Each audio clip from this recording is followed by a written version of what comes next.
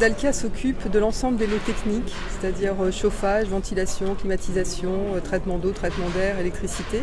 Et on en assure à la fois la conception, la réalisation, et puis on va exploiter et maintenir les installations pendant 20 ans, donc pendant toute la durée de ce contrat.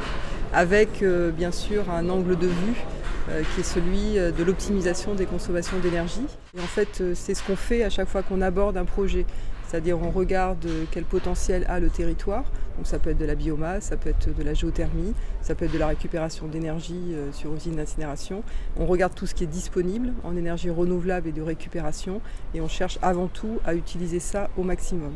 Et donc en l'occurrence là sur le stade nautique, on va puiser de l'eau à peu près 100 mètres de profondeur, qui est de l'eau entre 14 et 16 degrés.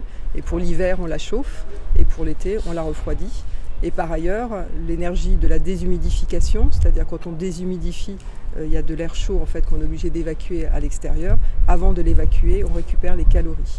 Et donc ça alimente à 66%, donc majoritairement finalement les besoins en chaud et en froid du stade nautique. Et donc on aura un réseau de chaleur à base de biomasse qui non seulement alimentera tout ce bassin, donc c'est déjà considérable, mais également toute la mairie, d'autres bâtiments de la mairie et même quelques propriétés. Et donc chez Dalkia, c'est notre métier, parce qu'en fait on a deux métiers, on a deux jambes, c'est justement énergie renouvelable et récupération et économie d'énergie. Donc finalement sur ce stade nautique, on exerce nos deux métiers et on le fait aussi au travers de l'ensemble des piscines qu'on gère, puisque dans le sud-ouest on gère 54 piscines en fait. Donc piscine ludique, piscine plus ou moins classique, mais en tout cas 54 installations de piscine.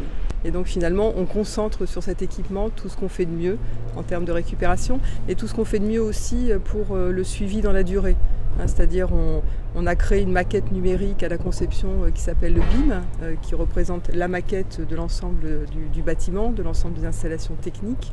Et on a mis en place ce qu'on appelle un BIM exploitation-maintenance. C'est-à-dire que cette maquette numérique, on va la faire vivre dans la durée en fonction de l'évolution des installations, de l'évolution des usages, de manière à avoir toujours un niveau optimum de consommation d'énergie.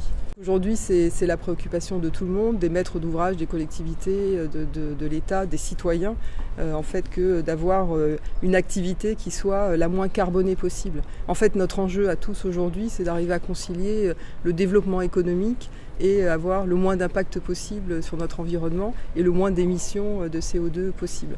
Je pense que ça, c'est une préoccupation de tout le monde et c'est vrai que c'est très porté par les collectivités comme Bordeaux Métropole.